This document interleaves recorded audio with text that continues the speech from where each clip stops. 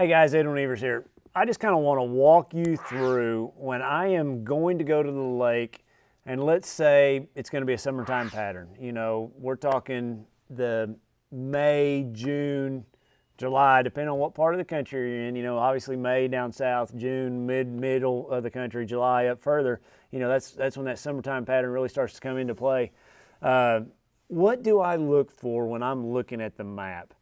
And here's how I started. Here's how, if I was to break a lake down and you know, my first time at the lake, what do I need to try to find? And let's say it's going to be a summertime deal. I'm going to pick out one of the more major creeks. You know, here on this body of water, I've got a really big creek right here. Really flat, shallow water in the back of it. This is Falcon Reservoir. So the lake's really low right now anyway, so it kind of changes the equation. But so those fish are all going to spawn back in here.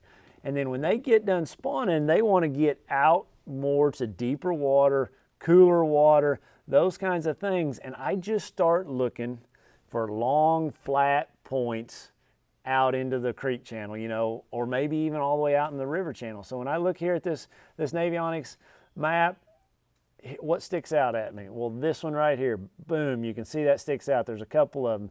The creek swings up right off of that one. Somebody's already put a marker on it, it looks like, you know, on the Navionics map. Zoom out a little further. Big long one right here, another long one. This one right here, you can just see that there's so many spots that those fish could be on. You've got a corner, a corner, a corner. Corner, that's a little corner. So I like those little corners. They're not as prominent, let's say, as the main point. Another corner right there.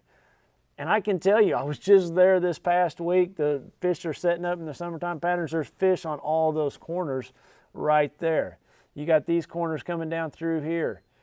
This corner right there. That's the kind of stuff that I'm going to look for when fish go to spawn. As it gets a little bit later, I'm going to pull out here closer to the river channel.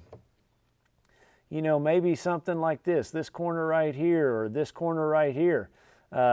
You know, down there at that lake, you know, it needs to be, you know, anywhere from that 10 to 18 feet of water, sometimes 20, depending on the water clarity. But that's the stuff I want to look for. You know, I almost kind of call them tabletops. You know, you've got a point that comes out, but then it's got a flat spot on top of it. And that flat spot needs to be in the right depth. You know, that 10 to 18, depending on your lake, or, you know, if it's table rock, it might be 20 to 30 foot, 20 to 28 feet. Beaver or a clear lake. So that's something you need to take into account for where you're at. But the cleaner the water, the deeper that happens. The dirtier the water, the shallower that happens. You know, Falcon's a fairly dirty lake, so that happens in that 10 to 13. Grand Lake, fairly dirty lake, it happens in that 10 to 18 foot of water most of the time until it clears up, then it gets deeper. Table rock happens, you know, obviously deeper. So that's what I look for, those tabletop points that kind of come out and they drop off or slope off into the creek channel or the river channel. I'm going to attack those first and foremost every time with a crankbait.